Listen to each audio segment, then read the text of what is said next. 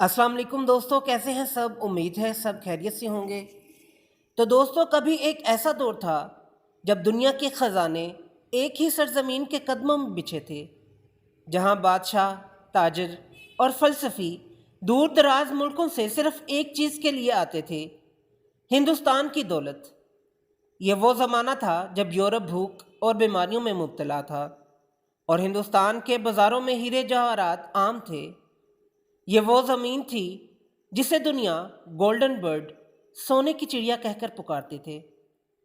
लेकिन आखिर ऐसा क्या हुआ कि वही हिंदुस्तान जो कभी दुनिया की दौलत का दिल था, एक दिन गुर्बत की मिसाल बन गया।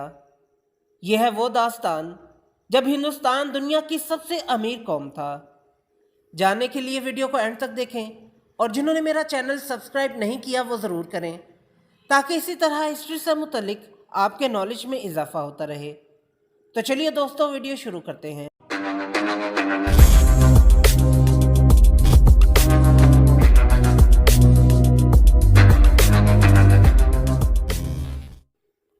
आज से तकरीबन 2500 साल पहले, जब यूनान फ़लसफ़े में उलझा हुआ था और यूरोप अभी पत्थर के ज़माने से निकल रहा था, हिंदुस्तान में एक मुनज़्ज़म रियासती निज़ाम, ज़राअत, तजारत और तालीम उरूज पर थे।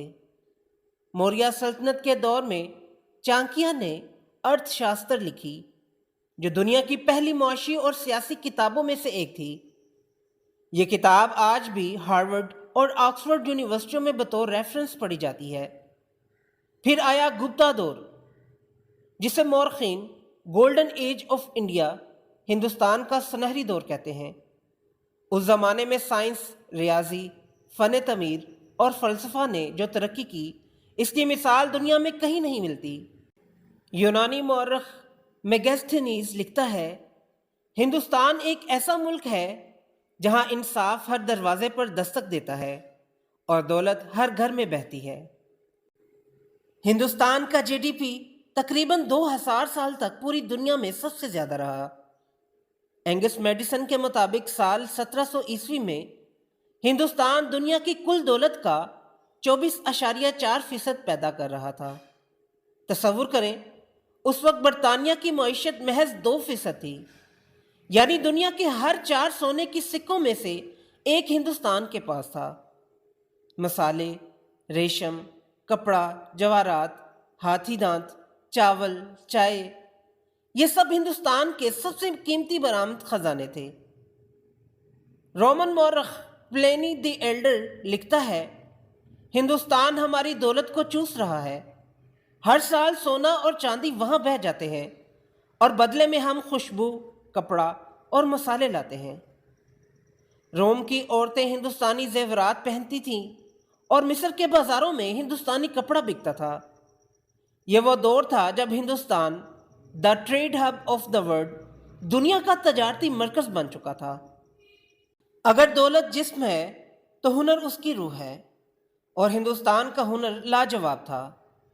बंगाल की मलमल दुनिया की सबसे नरम और बारीक कपड़ा समझा जाता था। एक बरतानवी मुसन्नफ ने लिखा, एक गज मलमल को मुट्ठी में बंद कर लो, तुम्हें महसूस भी नहीं होगा कि कुछ पकड़ा है। मुर्शिदाबाद और ढाका के कारीगर दुनिया के बादशाहों के लिए कपड़े बनाते थे। गुजरात से हीरे निकलते थे, राजस्थान में संगे मरमर तराशा जाता था और कश्मीर के कालीन सल्तनतों के फर्शों की जीनत बनते थे। ये महज तजारत नहीं थी, ये हिंदुस्तानी तहजीब की शनाख्त थी। खूबसूरती, महारत और अजमत का संगम। जब यूरोप के लोग जमीन को चपटी समझते थे, तब हिंदुस्तानी साइंसदान आर्यभट्ट जमीन की गर्दिश, सितारों की हरकत और पाए की कदर पर तहकीक कर रहे थे। सुश्तरा ने सर्जरी की बुनियाद रखी और चारका ने तिब्बी इल्म को मुनज़्ज़म किया। नालंदा यूनिवर्सिटी दुनिया की सबसे कदीम और बड़ी यूनिवर्सिटी थी, जहां 10,000 तलबा और 2,000 उस्ताज़ तालीम देते थे। चीनी सयाह हवांग सांग ने लिखा, मैंने दुनिया में इल्म के बहुत से मराकिज़ देखे, मगर नालंदा जैसा कोई नहीं था। यहाँ इल्म दरिया की तरह बहता है। ये इल्म बाद में अरब दुनिया तक पहुँचा और फिर यूरोप में नशत सानिया की बुनियाद बना। ऐसी दौलत देखकर यूरोपी ताकतें खामोश नहीं रह सकी। पहले पुर्तगाली आए, फिर डच और आखिर में अंग्रेज, जिन्होंने तजारत के बहाने हिंदुस्तान के दिल में खंजर घोंप दिया। साल 1600 ईस्वी में ईस्ट इंडिया कंपनी बनी, जिसने बंगाल की ज़मीन पर अपने पंजे गाड़ दिए। 1757 की जंगे प्लासी वो लम्हा था जब अंग्रेज़ों ने पहली बार हिंदुस्तान की दौलत पर कब्जा जमाया। नवाब सराजुद्दौला को अपने ही दरबारी मीर जाफर की गद्दारी ने हरा दिया और इसके साथ ही हिंदुस्तान की खुद मुख्तारी का सूरज डूबने लगा। अब शुरू हुआ वो दौर जिसे मौरख दादा भाई नूरुजी ने दौलत की नकासी का नज़रिया ड्रेन थ्योरी में कहा। हर साल हिंदुस्तान से सोना, चांदी, कपड़ा, अनाज और टैक्स बरतानिया मुंतकिल होता रहा।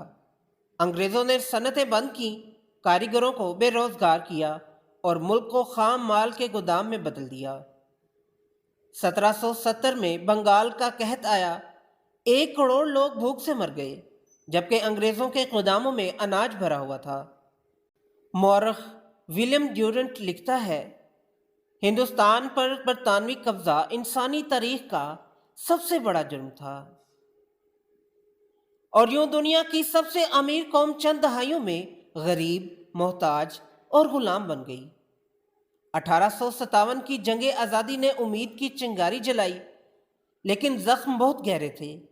एक वक्त का सुनहरा हिंदुस्तान अब भूख, बीमारी और गुलामी की जंजीरों में बंधा हुआ था। मगर ये कहानी यहाँ ख़त्म नहीं होती। ये याद दहानी है कि कौमें जब अपने इल्म, हुनर और इंसाफ से मुंह मोड़ लेती हैं तो लालच इनका ताज छीन लेता है, और जब वही कौम अपनी असल पहचान याद कर लेती है तो तारीख खुद को दोहरा देती है। हिंदुस्तान की कहानी सिर्फ माजी नहीं, ये आईना है जो हमें दिखाता है कि ताकत सिर्फ बंदूकों से नहीं, इल्म और इत्तेहाद से आती है। दुनिया की दौलत कभी हमारे कदमों में थी। अब सवाल यह है, क्या हम दोबारा वही कौम बन सकते हैं? तो दोस्तों, ये थी आज की वीडियो पसंद आई हो तो लाइक ज़रूर करें और मेरे चैनल को सब्सक्राइब करें। फिर मिलते हैं एक नई वीडियो के साथ, तब तक के लिए इजाज़त दें। अल्लाह हाफिज़।